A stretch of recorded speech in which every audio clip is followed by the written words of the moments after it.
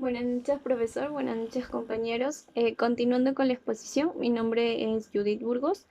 Les voy a hablar respecto al objetivo en sí del método STAR. El método STAR en sí forma parte de lo que viene a ser la entrevista de trabajo, ¿cierto? En todo caso, vendría también a ser parte del objetivo que tiene el reclutador o el entrevistador para con la empresa, que vendría a ser conseguir el mejor candidato o el candidato ideal para el puesto que está requiriendo en sí la empresa. Ahora, además de, con esta metodología, además de el evaluador o el reclutador, además de evaluar al candidato en lo que son temas de conocimiento, también les permitirá ayudarlo a evaluarlo por temas de competencia, medir también la capacidad del candidato para poder realizar el trabajo que se está requiriendo.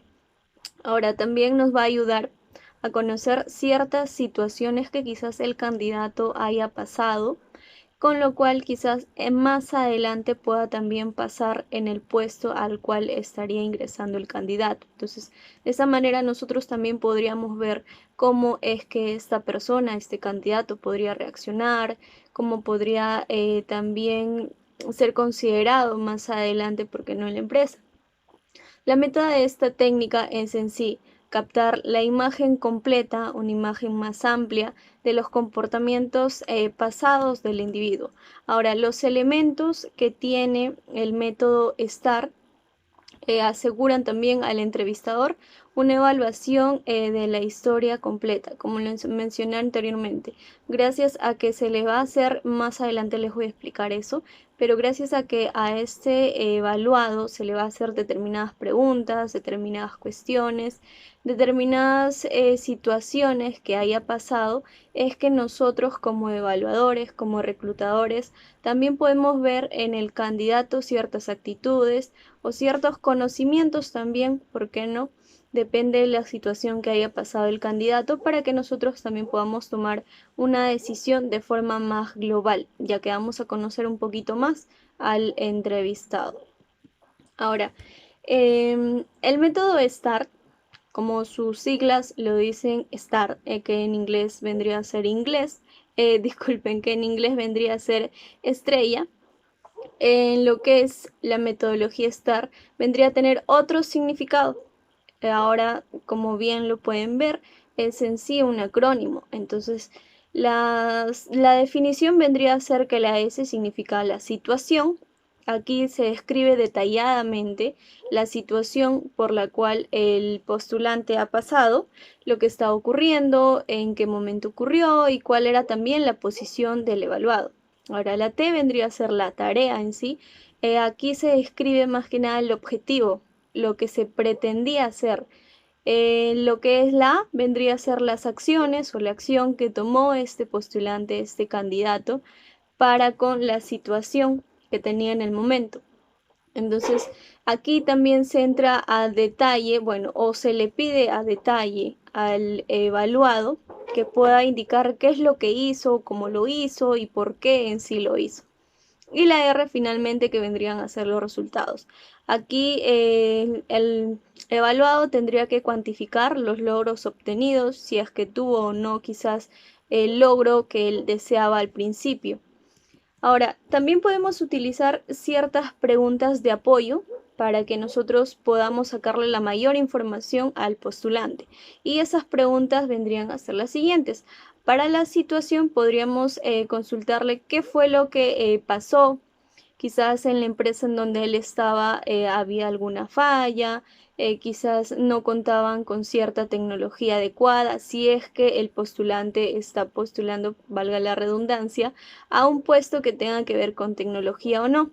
Ahora, esta metodología también cabe resaltar que tiene que ser adaptada al puesto que nosotros estamos buscando. Entonces, por ahí quizás no va a ser lo mismo para un jefe de ventas que quizás para un vendedor. Entonces, por ahí también nosotros tendríamos que ir adaptándolo. Si bien es cierto, las situaciones que cada uno de los postulantes nos va a indicar van a ser diferentes, pero también las preguntas, quizás el nivel de complicación o el nivel en el cual nosotros le vamos a hacer a ellos también va a tener pequeñas diferencias.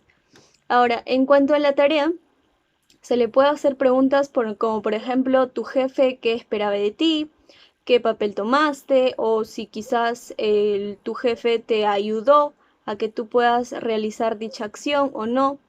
Y en lo que corresponde a la acción es en sí lo que nosotros buscamos, preguntarle qué es lo que hizo, qué métodos quizás usaste, tuviste quizás personas que te apoyaron, cómo te organizaste, quizás preguntas más que nada abiertas para que el candidato pues tenga la facilidad también de desplayarse.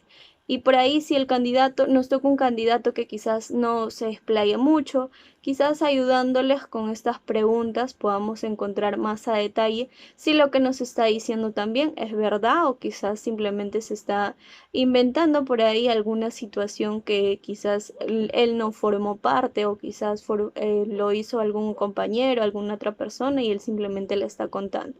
Entonces, estas preguntas a nosotros también nos ayudarían a ver si lo que el postulante nos está indicando es cierto o no. Y por último, en lo que es el, en lo que sería el resultado, ahí le haríamos preguntas de cuáles fueron los resultados que obteniste, qué resultados tú obtuviste, qué sentiste, cómo te sentiste, quizás el resultado que tú desde el principio estabas esperando no era ese, quizás estabas esperando algo mayor o todo lo contrario, quizás al principio te planificaste y no esperaste que el resultado sea tan grande, quizás por ahí gracias a ello tú lograste algún ascenso o viceversa. O también por ahí podemos preguntarle si hubo alguna consecuencia o no, porque quizás no se llegó a culminar con la acción en sí que desde el principio lo planeó. Y también podemos preguntarle qué es lo que aprendió, ¿no? Porque por ahí quizás si es que esto no se llegó a concretar, quizás el postulante nos puede indicar que durante él aprendió, quizás aprendió ciertas técnicas, obtuvo ciertos conocimientos a la hora que lo estuvo desarrollando, etcétera. Ahora, para dar respuesta en sí a todas estas preguntas que ya les he mencionado, que son preguntas en sí de apoyo que podríamos utilizar para con el postulante, el postulante en sí deberá traer a su mente, es por eso que al principio deberíamos especificarle eso, ¿cierto?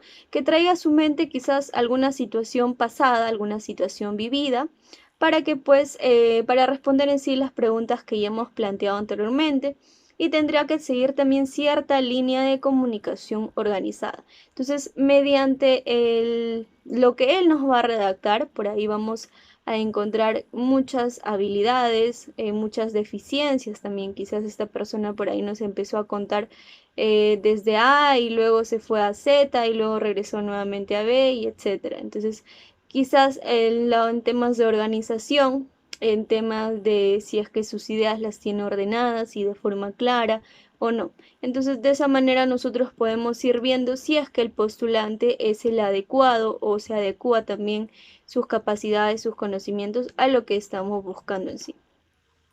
Ahora, la metodología STAR tiene ciertas ventajas y ciertas desventajas también, aunque yo considero que pues las ventajas son mayores y las desventajas simplemente son cosas técnicas que se pueden realizar. Como ventajas tenemos que permite una mejor inserción laboral al nuevo empleado. ¿Esto a qué se debe? Puesto que esta persona, nosotros estaríamos en sí reclutando a una persona que se adecue al perfil que estamos buscando, ¿cierto? Entonces, a la hora de que esta persona se ingrese al puesto en sí, le vamos a facilitar en sí, puesto que ya va a tener los conocimientos y las habilidades según lo que nos ha detallado anteriormente. Ahora, se produce también un encaje más apropiado teniendo en cuenta que se hizo la selección de ese candidato, sabiendo de antemano cuál sería el lugar que debe ocupar, así como también el entorno y la gente que lo rodea y también con quienes debe interactuar. Entonces, quizás a la hora de que él nos detalla la acción que había realizado anteriormente, nos puede detallar que tuvo contacto quizás por ahí con un gerente, tuvo contacto quizás con algún proveedor externo o etcétera. Entonces nosotros ahí podemos encontrar ciertas habilidades para saber si es que esta persona tiene esa capacidad pues de interactuar con personas de diferentes rangos o no. Ahora, como otra ventaja también tenemos de que si la metodología STAR está o si es bien diseñada y aplicada también, ayuda a generar menores índices de rotación. ¿A qué me refiero? A que si fue bien diseñada y ejecutada, a que pues necesariamente va a tener que ser un especialista, una persona que tenga conocimientos y experiencia en el tema que lo desarrolle. Entonces, si esta es bien diseñada y ejecutada en el momento y lo hace una persona que tiene la experiencia, nos va a ayudar a que pues no ingrese cualquier persona a la empresa, ¿cierto? Ingresaría una persona que se adecue no quizás a un 100% al perfil que estamos buscando, pero que sí se acerque mucho al 100% de la persona o el perfil que nosotros estamos buscando. Entonces eso por ahí también nos ayudaría a disminuir el tema de la rotación de personal.